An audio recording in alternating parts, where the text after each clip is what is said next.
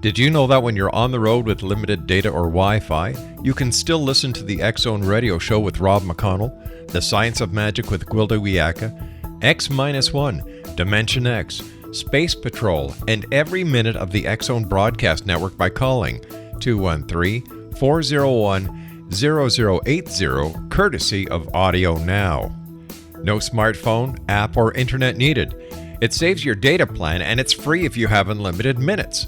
Call 213-401-0080 to listen on any phone, anytime, anywhere. Remember 213-401-0080 for the best of the paranormal, parapsychology, and sci-fi radio programming anywhere, 24/7, 365.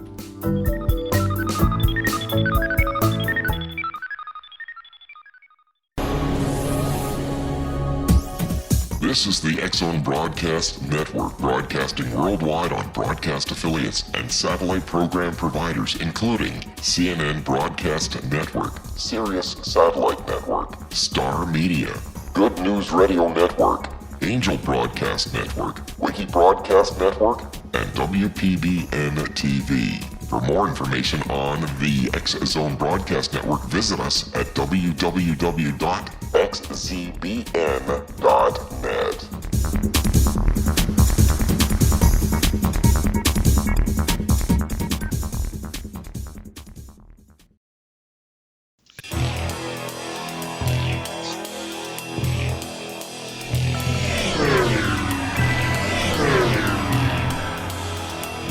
This is A Different Perspective with Kevin Randle. A retired U.S. Lieutenant Colonel, Kevin Randle has been studying UFOs for nearly 50 years. Kevin has investigated some of the most famous UFO cases in the world and has been consulted for dozens of documentaries about UFOs. Considered one of the leading experts into the Roswell UFO crash of 1947, Kevin has written more than 25 books about UFOs, including the recently published Roswell in the 21st Century. Now, here is the host of A Different Perspective, Kevin Randle.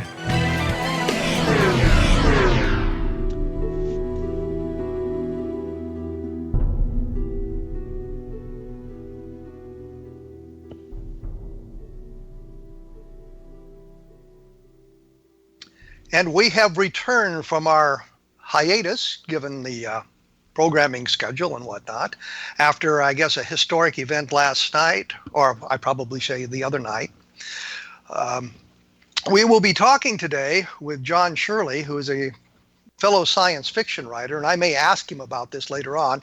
I know that when it comes out that I write science fiction, people often look at me and say, well, you can't legitimately study UFOs and write about them because you're a science fiction writer. For some reason, this day job disqualifies me from UFO research, but apparently only me. Well, John, that's go absurd ahead. reasoning. That's absurd reasoning. Isaac Asimov was a scientist. Arthur Clarke did scientific work. Lots of science fiction writers were or had been working scientists. Well, if you look at the membership of the Science Fiction Writers of America, an awful lot of them are working scientists. So yes, it's an absurd thing, but it's something that's said in the UFO field what is ridiculous. That was John Shirley talking there, who is also a science fiction writer, but he's also a songwriter, and he has written a historical novel about Wyatt Earp, Wyatt in Wichita. I don't know why I couldn't say Wichita. Wyatt in Wichita. And he has one nonfiction book. He has written novels, short stories, TV scripts, screenplays, and published over 40 books and short story collections. As a musician, he has fronted for his own band and written lyrics for the Blue Öyster Cult and others. Did you write my favorite Blue Öyster Cult song, Don't Fear the Reaper? No, I wish I had. My royalties would be much more considerable. No, but I wrote 18, the lyrics for 18 of their songs, but none of their big hits, but things that did well enough that they do have to pay me sometime. And they're good, they're good albums. Well, and as you can now hear, John Shirley is a well-rounded, sort of a Renaissance man type fellow with all the things that he's done. He's also written things for television and movies. He I guess, did the original script for The Crow, which was later reworked. He wrote for Deep Space Nine, Poltergeist Legacy, which airs periodically on what is known as the Comet. So we've got a fella here who's written an awful lot of books, science fiction, and he is knowledgeable about UFOs and the paranormal.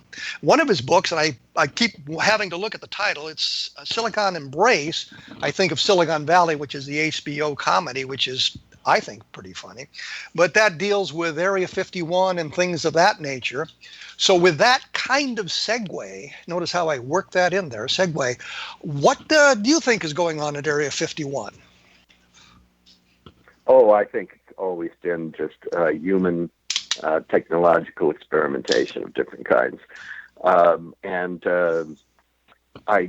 don't think there's any alien hardware being hidden in Area 51. There's not really any strong evidence for that. I think that there is evidence that Area 51 has been kind of given a smoke screen of UFO activity. This has come out actually in some declassified documents, which I don't have right in front of me, unfortunately, but they actually did use UFO reports to try and blur the picture so that the Soviets wouldn't take Area 51 seriously, and just generally muddy things. So UFOs were, not that there are no actual UFOs, but military intel sometimes used UFO reports as disinformation in order to screen what was really going on, development of the stealth technology and so on at Area 51. I understand there's a new Area 51 type place somewhere in Colorado that's very mysterious. Well, I was going to say that when I'm asked that question, I always say I believe it's the place where we're investigating the new technology that we're developing our next generation of military aircraft. But we're going to have to take our first break here. For those who are interested, oftentimes the discussions that we have here appear on my blog at www.kevinrandle.blogspot.com, so you can get a little bit of additional information or some ideas of where to go for more information about the topics we discuss. So we will be back right after these messages, so stick around.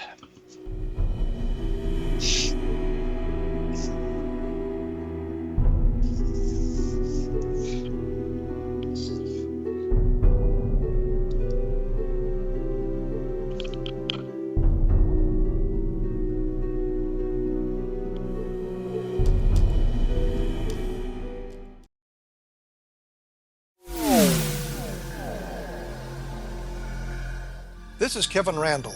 For nearly 30 years, I have been investigating the case of the Roswell UFO. I have interviewed hundreds of people and stood on the crash site. Now in Roswell in the 21st century, I have reviewed dozens of hours of audio and videotaped interviews, examined hundreds of files that relate to the crash, and have returned to Roswell in an attempt to put all that information into the proper perspective. For the first time in Roswell in the 21st century, I have made a dispassionate reevaluation of all that material and provide a new look at what happened. This is a book that clears away all the clutter that has hidden the truth for so long, strips away the various lies that surround the case, exposes the Air Force attempts at cover-up, and found a core of solid information that tells us all where the case stands today. Roswell in the 21st century will be available in just a few weeks. For more information, please visit my website at www.kevinrandle.blogspot.com.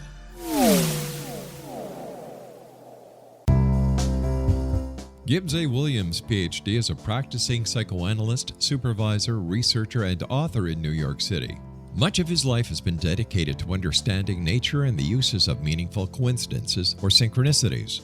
His radical and original non-Jungian, non-mystical, non-magical theory of synchronicities illuminates much of the fog surrounding this challenging and perplexing topic. His ideas and manners are fresh, presented in a style that is both entertaining and highly informative.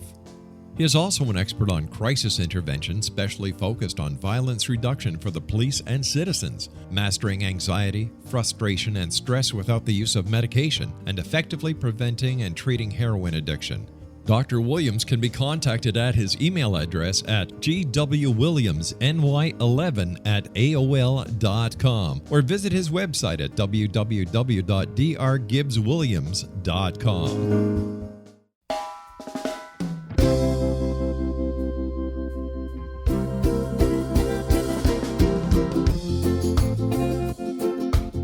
This is Johanna Carroll, host of Dialogue with Divinity on the X-Zone Broadcast Network. While walking along Kaanapali Beach in Maui this past year, I kept discovering all these shells and coral in the shape of hearts. My dialogue with Divinity was very simple. Do you want me to do a retreat to heal people's hearts in Maui next year? And of course, the answer was yes. As a master spiritual teacher, I am offering you a neat retreat called Rise, May 8th through the 12th, 2017, and the chance of a lifetime to rest at a 5-star resort for 5 days and experience a spiritual renewal of your heart and soul. Kaanapali is one of the top 5 beaches in the world. This stunning resort has undergone a $40 million renovation. I walked the entire property, checked out the room choices on your behalf, and I must say it is stunning. Our conference room faces the ocean with sliding glass doors. Maui is known as Mother Maui because it is a soft, gentle, healing energy. In the embrace of Mother Maui, you will feel yourself rising from the limitations of an ordinary life to an extraordinary journey of peace, bliss, and harmony. A greater sense of clarity. Our Rise retreat ignites renewal in the sacred elements of air, water, earth, fire, and wind. There's plenty of free time to enjoy all that Maui has to offer. A small deposit is required now to reserve your space, as this retreat, it will sell out. For more details, please go to johannacarroll.com and register today. Aloha, and I'll see you in mystical Maui.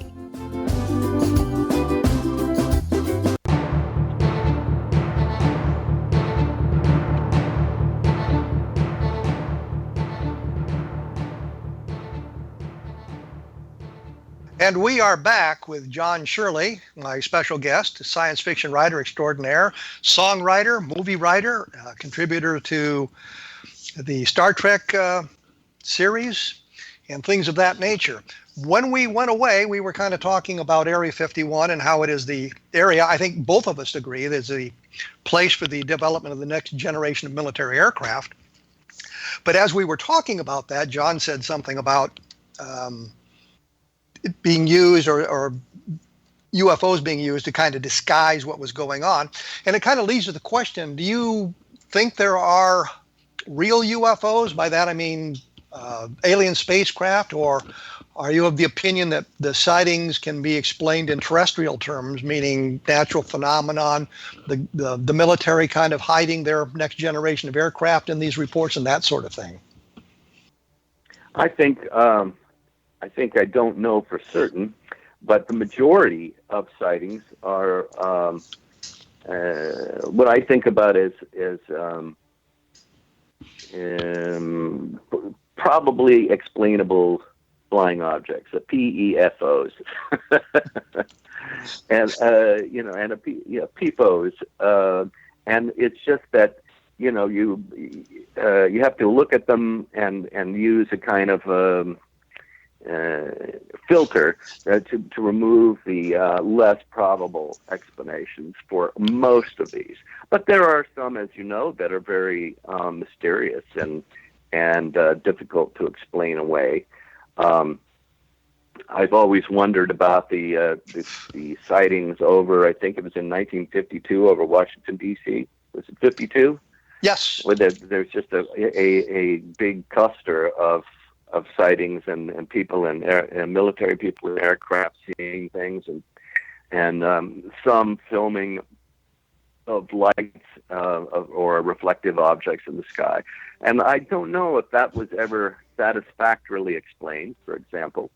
I mean, some people would say it was a Earth-like phenomena of some kind or something of that sort, but I don't know.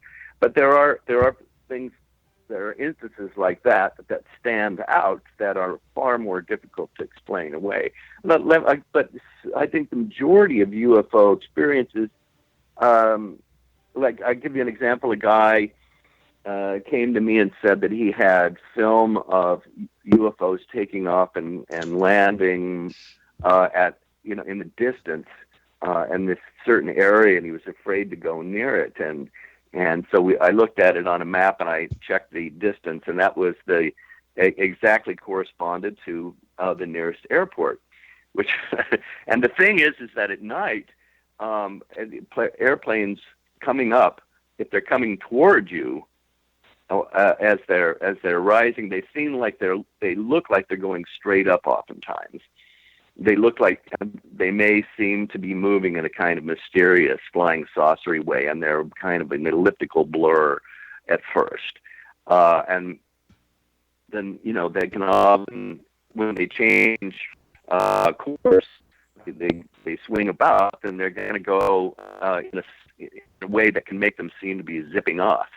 And I told him, you're seeing far too many of these, and doesn't that tell you something right there? And this is an airport, and this is a common illusion, an optical illusion that people have when looking at planes. I mean, I was going to say daylight.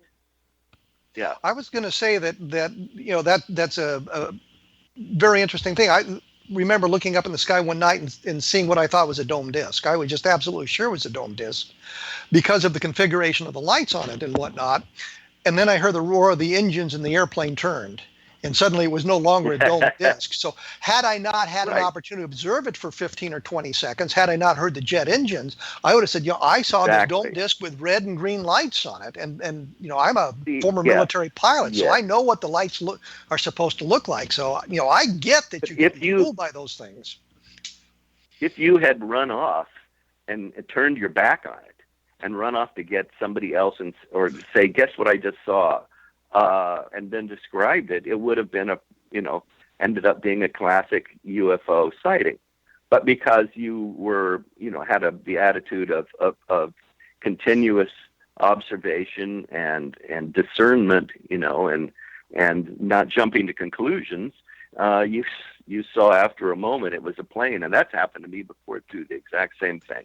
And there's the famous UFO film at Catalina that looked like so convincingly like a flying saucer going behind a hill over Catalina, the island of Catalina, and I'm sure you know that one. And eventually they took it to, I think it was North American Rockwell, and they did an analysis, and you can finally see the airplane tail, a very distinct and just a little, and the distinctive airplane markings on it.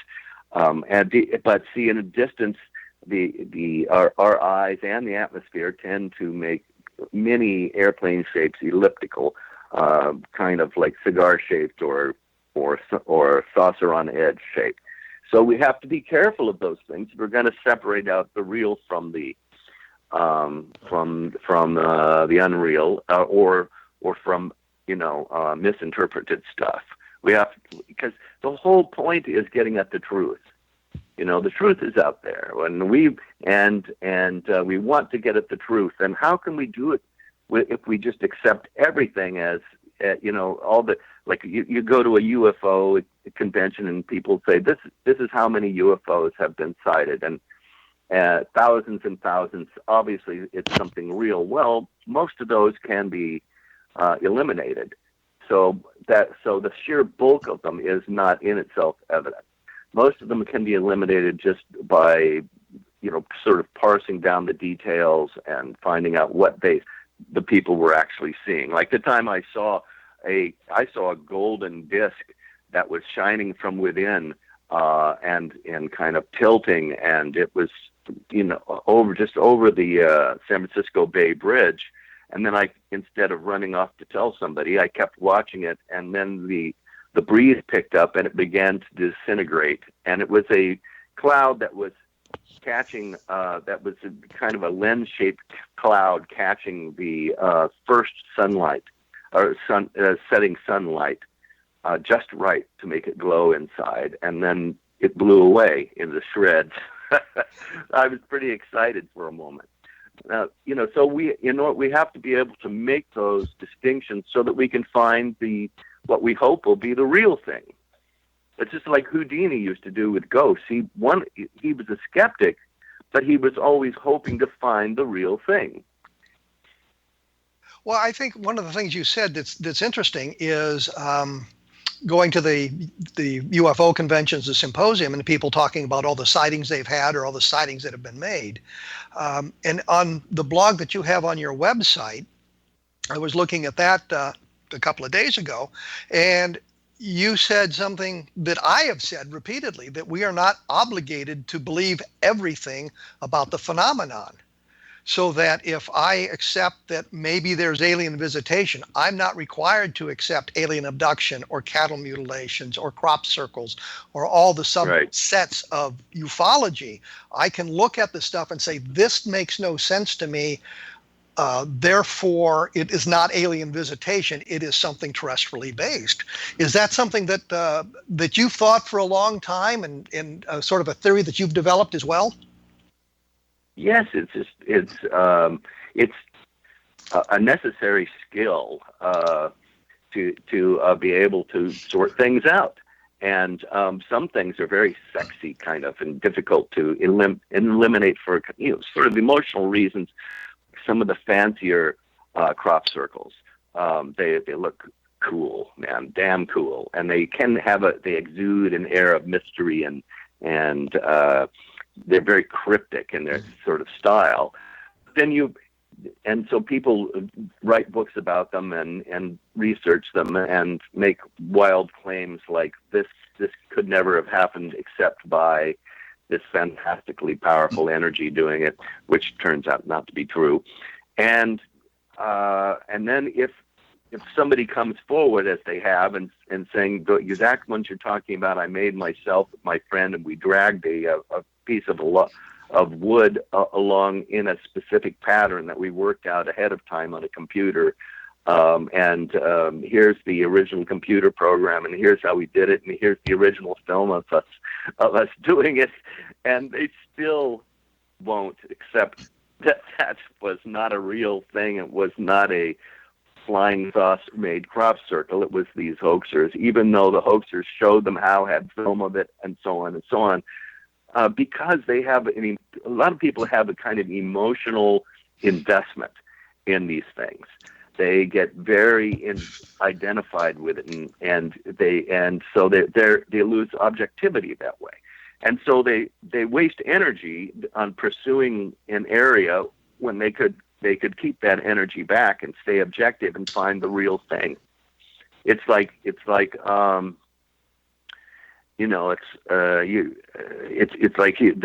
1,000 paths in a garden, let's say, but only one leads to the way out, and they're sure that they all go to the way out.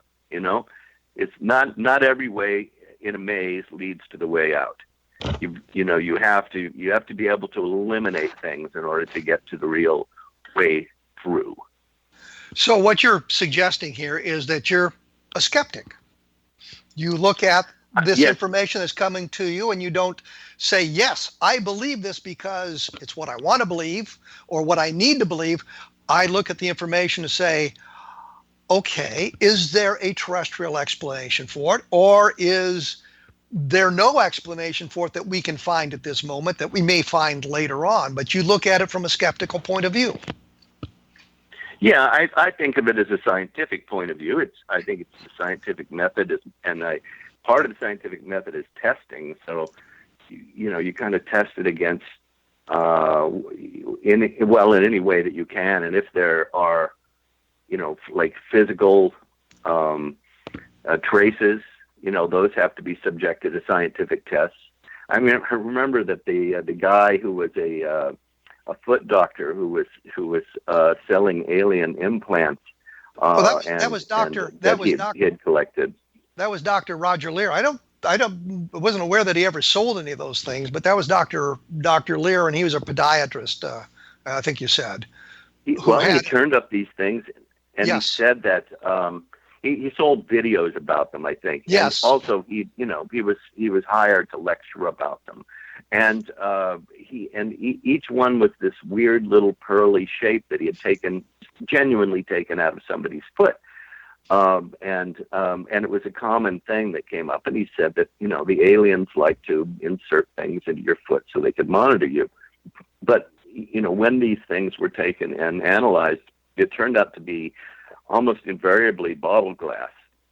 And broken, when the tendency is sometime in your life, you're going to step on a piece of glass and not really feel it enough, or you're not able to get it out.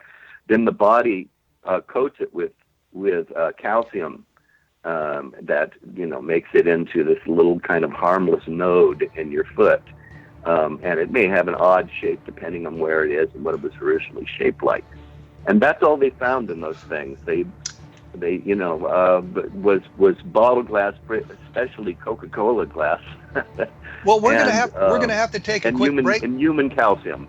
We're gonna have to take a quick break here, but this kind of leads us toward abduction. So when we come back, we'll talk a little bit about alien abductions and maybe some other things like that. We will be back in just a few minutes.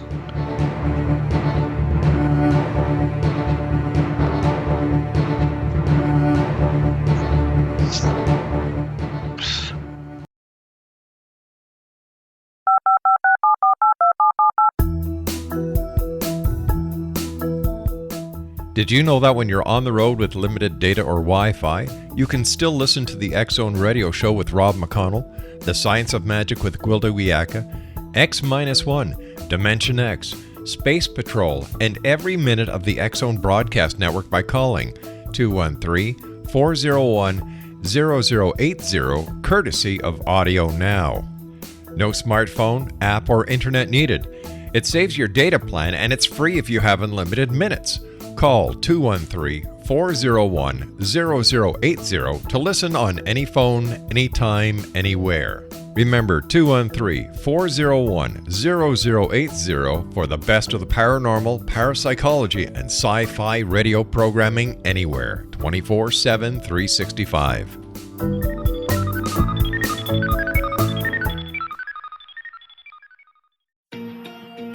Wouldn't you love to know the secret to everything? Well then, meet Dr. Kimberly McGeorge and her cutting-edge breakthrough knowledge that combines science with possibility. Dr. Kimberly brings real-life answers and healing to those open to alternative solutions. She teaches solution-based programs and classes that will change all areas of your life forever. Specializing in conscious creation, intuitive readings, and energy medicine, you can rapidly shift health, relationships, business, and money and abundance challenges quickly. Receive her best-selling book, Secret to Everything, at no cost by going to secrettoeverything.com/X-Zone. That's right, transformation can start now.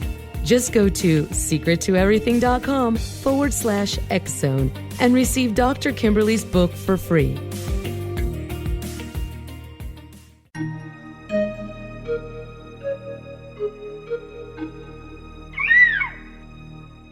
While science pursues fact, magic accesses the quantum level, bridging random facts to form truth.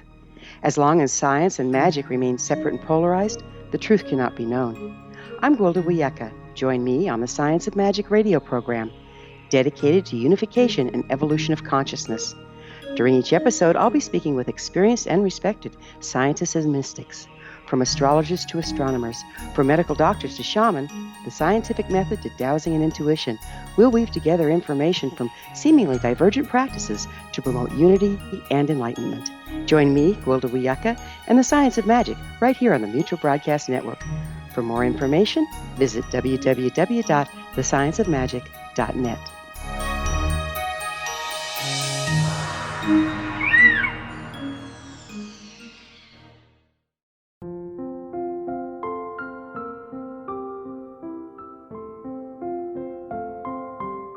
I am Dr. Carl O'Helvey, founder, president of a new cancer foundation focusing on evidence-based physical, mental, and spiritual interventions, including natural cancer cures, prayer, meditation, affirmations, nutrition, and other related holistic cancer prevention and cure modalities. These are used in cancer education, research, and financing care. I ask for your help to continue this important work by donating at www.holisticcancerfoundation.com.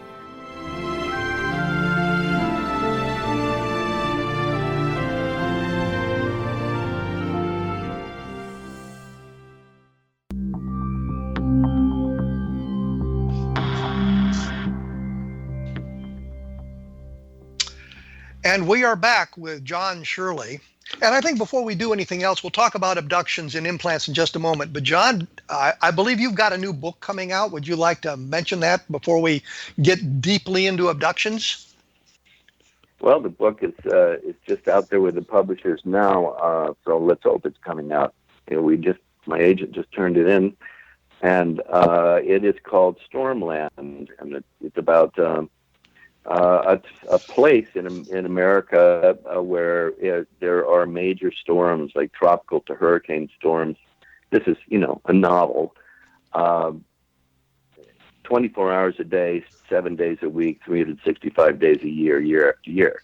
So the city and the area around it is destroyed by constant storms, and yet there's a sort of skeleton crew of people who insist on living in the town in the strange conditions where they live constantly in hurricanes, beneath hurricanes, and so it's a sort of metaphor about the extreme weather that's coming, and I don't expect it to be that bad any place, but it's about human adaptability and learning about how small we are compared to the meteorological world that we live within. Well, I'll say one thing, and which people don't understand about science fiction. It's originally was designed to teach science to people, to sort of sugarcoat the science. But the best science fiction stories, any story, it's about the characters. It's about the people who are involved in the whatever is going on around them. And I don't think that a lot of people understand that. They say, well, I don't like science fiction, but they've never tried it because they don't understand exactly what it's about. It's about the people. And speaking of people, we were talking a little bit about Dr. Roger Lear's work on these implants, these alleged implants. And as you said, there never has been any really evidence that these are anything technologically advanced or alien in manufacture. But that leads us sort of into abductions as well. Have you done much research into abductions, or do you know much about alien abductions, and what's your feeling about that? Well, I read a book called The Abduction Enigma. Thank you. I think it was by a guy named. Several people actually co-wrote it, I believe, but one of the principal ones is a guy named Randle. Yes. And I found it a book that I recommend constantly to people because it was objective, and it was trying to get at the truth, and it was, and I really liked the way you approached it, and open-mindedly, but looking at, well, for example, the human history of different people, like Barney and Betty Hill and people like that. You're looking at their history and what actually happened with them, and then you get past the movie of the week dramatization feeling of somebody like that, and the probability that comes through. I feel like alien abductions is the least believable part of the ufological scenario out there. I don't think there's any evidence they've happened at all that are, not attributable to just the human condition, human states of mind.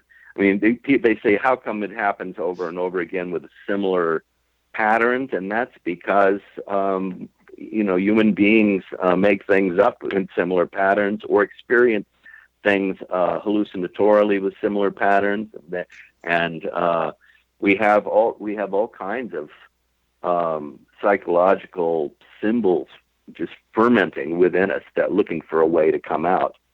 I think that's what's happening in these experiences. The other thing you can say about that is, why do they all happen in the same pattern? Is because you have the researchers who are communicating amongst themselves about how these abductions go down and how things happen. So they begin looking for the same clues. And so this was a thing that struck me. Carl Lorenzen had talked to me about the Pat Roach abduction, which took place in Utah. I was the investigator on that.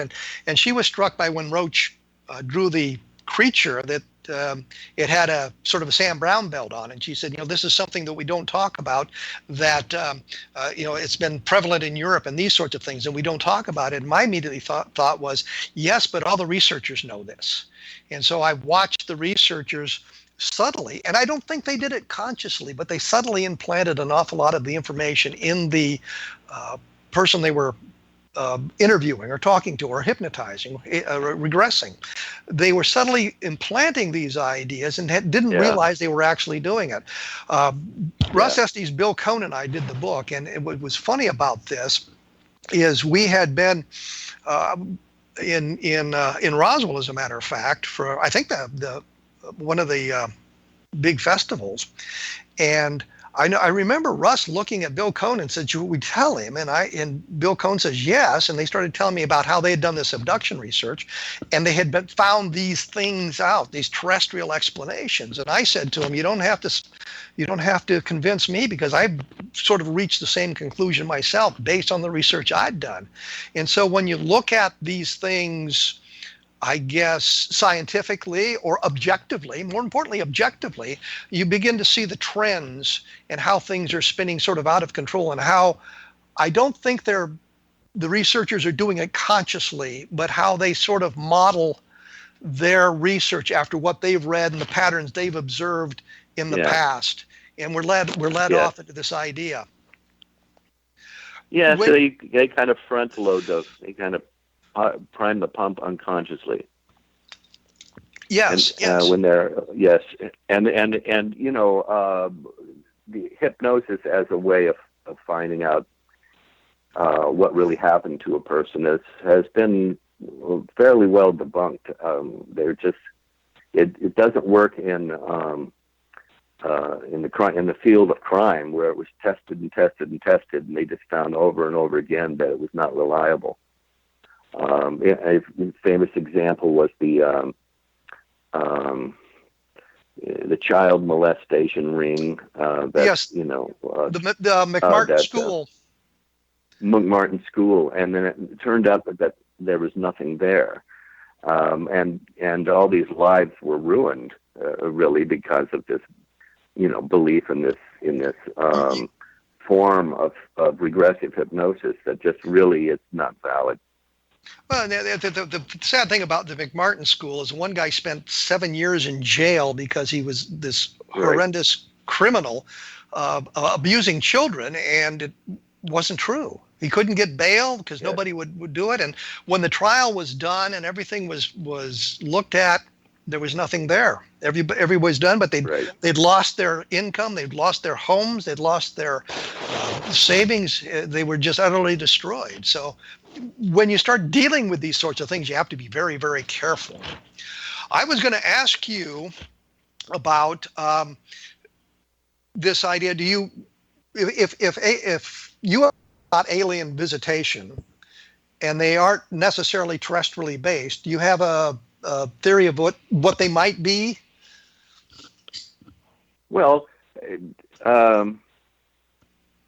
if they are indeed, extraordinary phenomena, besides something like some of them may be electric phenomena in the atmosphere, which is pretty unusual, but is not, intelligent in itself, probably.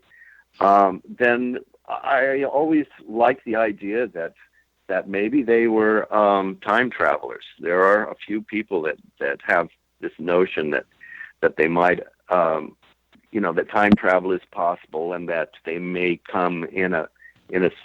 They do look like when people cite the actual creatures, they kind of resemble what we think of futuristic human beings might look like.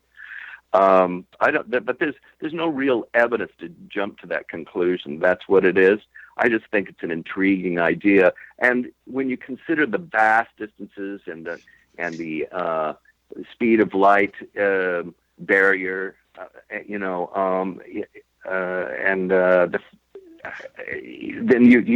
that it makes it maybe slightly less improbable than aliens from another star system, and also manifestations of something from alternate universes is not impossible. We have in recent years gotten a consensus amongst quantum scientists and most physicists, I think, that there are probably that this is a multiverse, not a universe, and that there are these alternate universes branching endlessly off something, and maybe there can be penetration one to the next, and then these things might be from there. I'm not saying that there's any evidence for that either, but it is really, to me, not more fantastic than the interstellar explanation, and it's very stimulating to me as a science fiction writer too to imagine these things. And John Keel used to sort of speculate about this, and that they were coming from another dimension, and that Earth was their our world was their amusement park. Well, they just came here to play with us. You know, what you're suggesting here, and I think it kind of goes back to being science fiction writers, is you have an ability to, I guess, look at alternative explanations for the UFO phenomenon that might not be valid throughout mainstream ufology. I've always said that my personal opinion, if the information we are gathering is correct, there is alien visitation.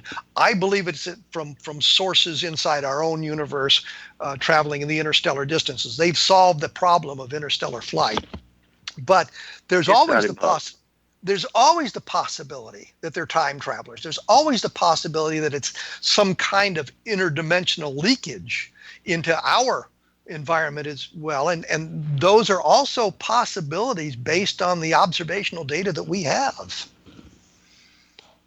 Yeah, Jacques Vallée seemed to think something of the sort, and he has, especially when he talks about the ancient UFO. Well, it wasn't called that at the time, but sightings of strange things in the sky, and these books of these things from going back to 1,000 years and 1,500 years, and sometimes they're just these big platforms on which strange creatures are cavorting, and then battles that are taking place in the sky and so on. So it's almost as if it is some kind of leakage from some alternate reality.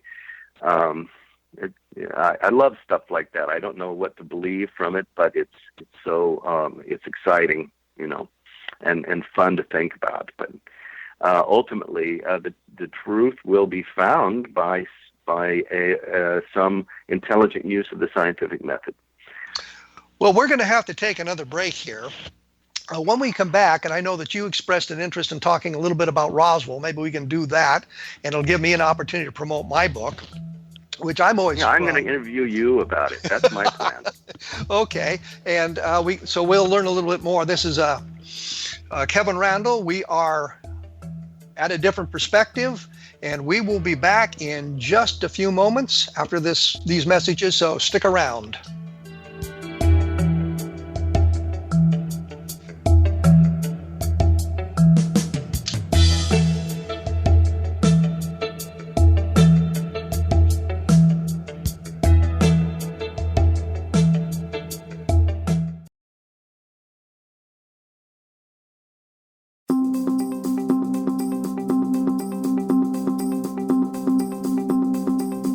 As host of Dialogue with Divinity, I am thrilled to join the X-Zone Broadcast Network and their growing number of affiliates.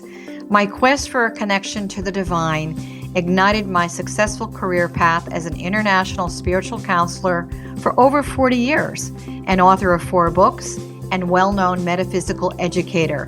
My clients call me their spiritual mama.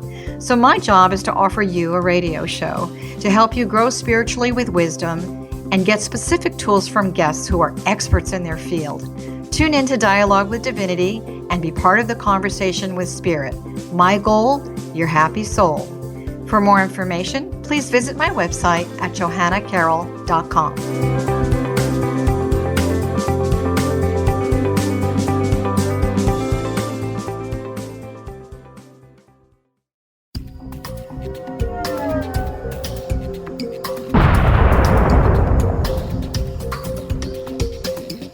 Coming soon to the X-Zone Broadcast Network is A Different Perspective with me, Kevin Randle, as your host. We'll be taking a close look at what is happening in the world of UFOs today with side trips into the paranormal. Guests will range from those who are household names to those who have a different perspective on a variety of topics.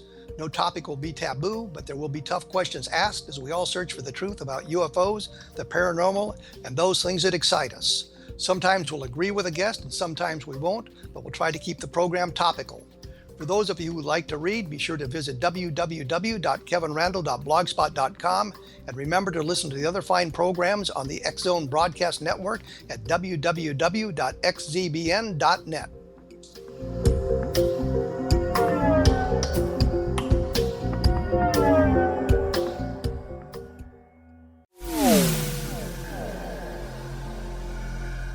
This is Kevin Randle.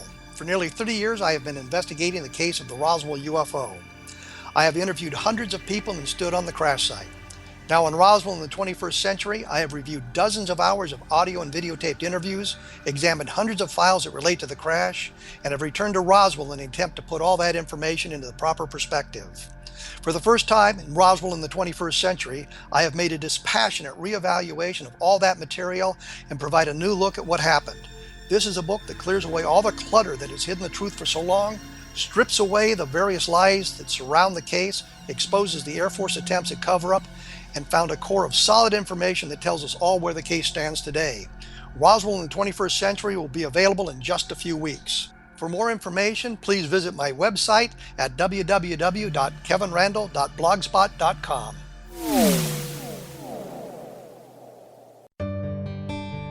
Afterlife expert Roberta Grimes was the first one to say that dying can be fun. Now her best-selling book, The Fun of Dying, is available in stores worldwide. So if you wonder whether death ends life, how it feels to die, or what heaven might be like, The Fun of Dying was written for you. And if you have always been afraid of death, or if you worry that your life has no meaning, let The Fun of Dying ease your fears and bring new meaning to your life. Nothing said in The Fun of Dying is based on the teachings of any religion. Instead, Roberta draws on evidence to explain how death happens, how it feels, and what comes next. A lot of the best death-related evidence was produced in the first half of the 20th century. When it is put together with recent discoveries, it tells a consistent and amazing story. Roberta Grimes blogs and answers questions at robertagrimes.com. Her wonderful book, The Fun of Dying, is available on Amazon and at stores worldwide wherever books are sold.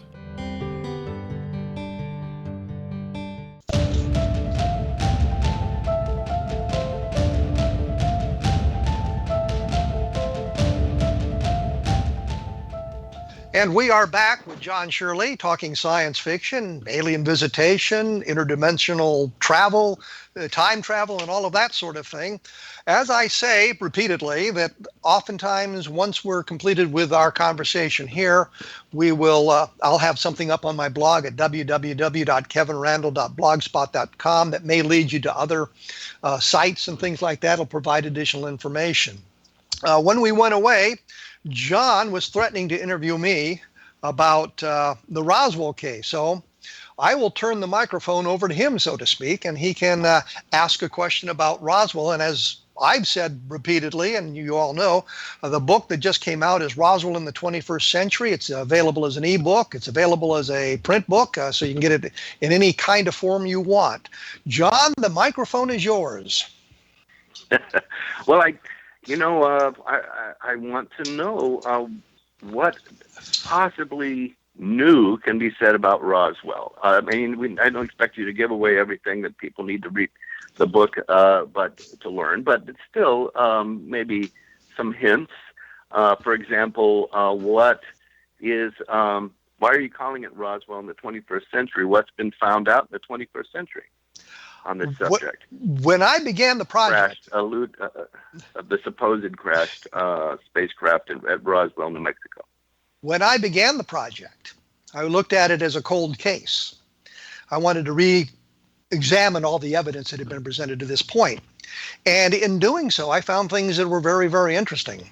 Jesse Marcel Sr., the air intelligence officer at the 509th Bomb Group, had a reputation of being an honest, upstanding man. And by going through the testimony that had been recorded from him, not only by Bob Pratt from the National Enquirer, and you might look down your nose at the National Enquirer, but Pratt had an interview with Jesse Marcel, and we had transcripts of it. So that was interesting information. There was a book by Linda Corley called For the Sake of My Country, and she spent hours with the Marcels. And you go through that book and you find out that Jesse Marcel had a tendency to embellish things a bit. So now we have a new look at what Jesse Marcel was all about. One of the things that bothered me, and it's sort of the stolen valor idea, is he claimed to have 5 air medals. And with the Army, especially during the Vietnam War, Army helicopter pilots amassed huge numbers of air medals. 5 would be nothing for an Army helicopter pilot to have. I have 41 myself. So and the guy who got the most, I mean, there was one guy who had 127 of them. We got an air medal for every 25 hours of combat assault flight time. You know, no matter what happened, we got an air medal at the end of the 25 hours. So him having 5 is no big deal, but it turns out we could only document 2. I don't know how this came about. Things like that I looked at. There's the affidavit that Walter Hott created. He actually had 2. One that he did in the early 1990s. He said, I didn't see anything. I didn't hear anything. All I did was write the press release. I found a transcript of a program that he was on, the raw footage transcripts. And they asked him about, did you see the craft? And he said, no, I asked Colonel Blanchard about that, and Blanchard wouldn't let me. In the affidavit, he talks about not only seeing the craft, but he saw the bodies of the alien creatures as well. But if you listen again to the raw footage of those interviews, he contradicts himself in the side of a single paragraph, inside a single sentence about what he'd seen and what he'd done. So there were things like that that became very worrisome when you begin to look at the totality of the testimony that been gathered. The other thing that I talk about that bothers me immensely is that there is no letters from service members to family members. There's no diaries. There's no journals. There's nothing that you would expect in the 1940s where somebody writes something like this down, even if it was in the most cryptic form, because they're all told don't talk about this. But we can't find anything like that. And that worries me immensely, because there should have been some kind of documentation, somebody writing in their private journal figuring nobody's ever going to see it. We have never found anything like that. So explore all those sorts of things and how things came about and how we got into certain areas, how the plane of San Augustine crashed, this idea that Barney Barnett was over on the plains of San Augustine and came across a craft there, how that is incorporated into the Roswell case and why that probably has nothing to do with Roswell. So that's some of the things that I think brought forth that wasn't really discussed prior to my reexamination of the case. Well, okay, but that all of that is kind of discouraging in terms of the believability of the basic, alien contact part of the Roswell story. Is there anything that made you sit up and go, there's something that backs up the fundamental idea that was a crashed spacecraft? If we're allowed to use testimony, and I find some of this a little bit, I'm leery of a little bit of this, simply because, the testimony after 50, 60 years changes. But the one thing that always struck me was talking to Major Edwin Easley. He was a provost marshal in Roswell in 1947. And I had, established a rapport with him. Unfortunately, I ended my military career as a provost marshal as well in the military police. And I think we could have really established a rapport. But in this, I said to him, "Are we following the right path?" And he said to me, "What do you mean?" And I said, "We think it's extraterrestrial." And he said, "Well, let me put it this way. It's not the wrong path." So there is something that I've always thought of as being very persuasive about leading us into the extraterrestrial based on that conversation that he and I had. Unfortunately, the conversation wasn't taped. And it was because I was using the phone at the Center for UFO Studies and I didn't have an ability to tape from there. I always expected to talk to him again. And Mark Rodiger, the scientific director, wanted me to set up a meeting so when he was in Fort Worth, he would be able to talk to Easley. And I said, sure, I'll be glad to do that. Get somebody else's point of view on this. And unfortunately, Easley had been diagnosed with terminal cancer, and we never had an opportunity to verify that information other than what he had said to family members at the close of his life. I find that somewhat persuasive in leading us to the extraterrestrial. And the other thing is that we look at all the mundane explanations that have been offered, and none of them are really persuasive. So it doesn't lead us to the extraterrestrial, but it suggests that we don't have a good alternative explanation, which would end the case once and for all. So it's interesting that this happened in we're in New Mexico, where also another famous case, but some years later, the Socorro incident and Lonnie Zamora.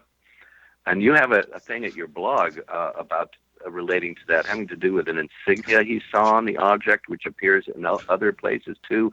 You call it the umbrella insignia. It's a kind of inverted V with lines beneath it.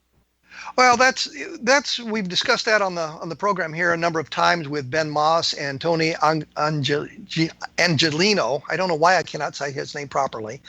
We've also had Ray Stanford on the program to talk about this. So we've looked at that, and it's one of the things that leads to the blog. You know, if you want additional information and how this is played out, you know, you go to www.kevinrandle.blogspot.com, and you can read the articles that take place over 3 or 4 weeks, discussions about all of that. So yeah, that's a very interesting case. But when you boil it down, you have basically a single witness case. It's just Lonnie Zamora giving us firsthand information. There's suggestions of others who were involved, but we don't have any testimony from them directly. We don't have any recordings. We don't have any writings. We just have stories that may have been said to people in the years after this event. So, you know, that's one of the problems with the UFO phenomenon. Oftentimes we don't get the instrumentality involved.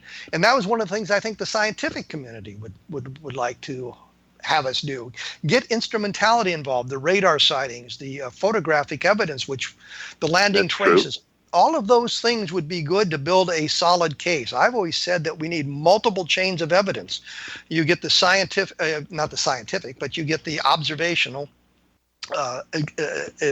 examination by the witnesses. You may have landing traces if you had a radar track to go with it, if you had a photograph of the object or the photograph of the object taken from multiple locations by independent witnesses. This would be a dynamite case. It'd be very hard to explain it as something other than what it is if you had all of that.